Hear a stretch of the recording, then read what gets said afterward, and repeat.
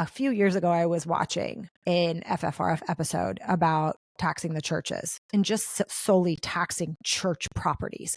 And I was so compelled by listening to this professor, Ryan Cragen. I want to say he's at the University of Tampa. I want to say he's a sociology professor. And I actually reached out to this man, and I reached out to a couple of other individuals too, and got hooked up with American atheists and so on and so forth.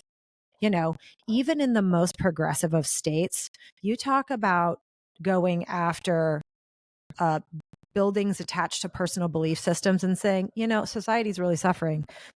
Maybe you should pay some taxes, any kind of taxes. Or maybe you could at least just open your books so we can see what money comes in and where it goes out. But that doesn't happen. And people are so terrified of this system and this ideology that's supposed to be so pure, great, and wonderful. Doesn't everybody just want to join it? If not, you go to hell. Sounds great, doesn't it? Why do we fund this?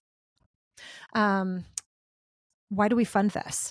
So I got a hold of this professor, and I'm in this world kind of for a living, but I'd never done anything quite this large before. And so I had a friend at the county here help me figure out what code I needed to look up the tax records. And I did it for Snohomish and King County. I didn't pull Pierce County.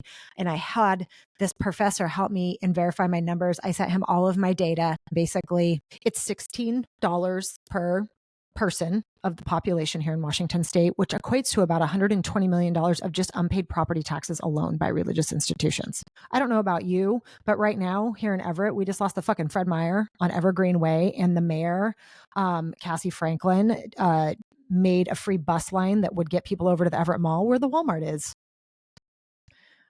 Because, Walmart and Fred Meyer are similar, right? They have their larger stores and they have clothes and all the things, right? So it was like a one-stop shopping for a lot of people versus, like a Safeway isn't that. There is a Safeway across the bridge, but again, it doesn't offer the same things. And we don't have smaller department stores anywhere, and on and on and on and on.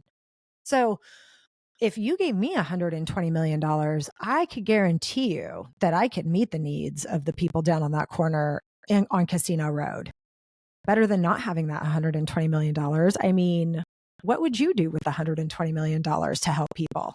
Like, oh my God, you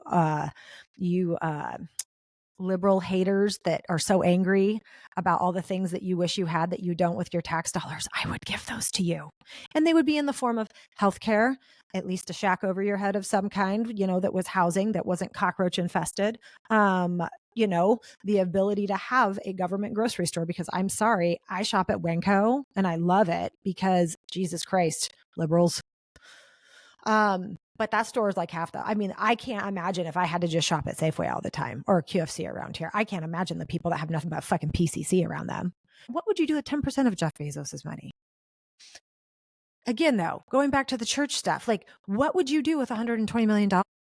Why can't we as a society, when we see and we know, and there are movies done about the abuse of the Catholic Church? I mean, have you seen Spotlight? When I watched, that's one of my favorite movies.